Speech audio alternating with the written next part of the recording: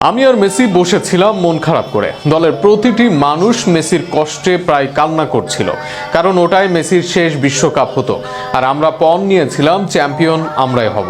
2022 বিশ্বকাপে সৌদির সঙ্গে হারের পর কি ঘটেছিল সেটা এভাবে ব্যাখ্যা করেছেন ডিপল। আরো বিস্তারিত থাকছে প্রতিবেদনে। 2022 কাতার বিশ্বকাপের শুরুর ম্যাচেই সৌদি আরবের কাছে 2-1 গোলে হেরে গিয়েছিল আর্জেন্টিনা। অনেকেই তখন ধরেই নিয়েছিলেন লিওনেল মেসির শেষ বিশ্বকাপটা হয়তো হতাশাই শেষ হবে, কিন্তু সেই পরাজয়ের মধ্যেই জন্ম নিয়েছিল এক শপথ, বিশ্বকাপ জয়ের শপথ।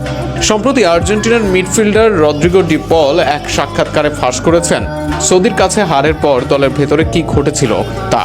ডিপল বলেন, সৌদির কাছে হারের পর দলের ভেতরে কি ঘটেছিল তা।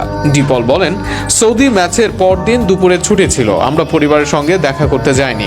আমি আর লিও একসঙ্গে বসেছিলাম, আমাদের মধ্যে কারো মুখে কোনো কথা ছিল না, আমরা একেবারে ভেতর থেকে ভেঙে পড়েছিলাম। তিনি আরো বলেন, ওটা তো মেসির শেষ বিশ্বকাপ, আমরা ভাবছিলাম যদি এখানে বিদায় নিতে হয় তাহলে সেটা কতটা কষ্টের হবে। ওই সময়টাতে আমরা প্রায় কেঁদে ফেলছিলাম, কিন্তু কাদা নয়, লড়াই করার সিদ্ধান্তই নিয়েছিল আর্জেন্টিনা দল। সেই রাতেই ডিনার টেবিলে বদলে যায় দলের মনোভাব। ডিপলের ভাষায়, সেই রাতের খাবারের সময় আমরা সবাই একসঙ্গে বসেছিলাম, তখন আমরা বলতে শুরু করি আমরাই চ্যাম্পিয়ন হব। হ্যাঁ, ঠিক তখন থেকে বিশ্বকাপ জয়ের স্বপ্নটা বাস্তবে পরিণত করার শপথ নিয়েছিলাম। অবশ্য শুধু শপথ নয়, সেই কথার ফলাফলে টানা 6 ম্যাচ জিতে বিশ্বকাপের মুকুট ছিনিয়ে নেয় আর্জেন্টিনা।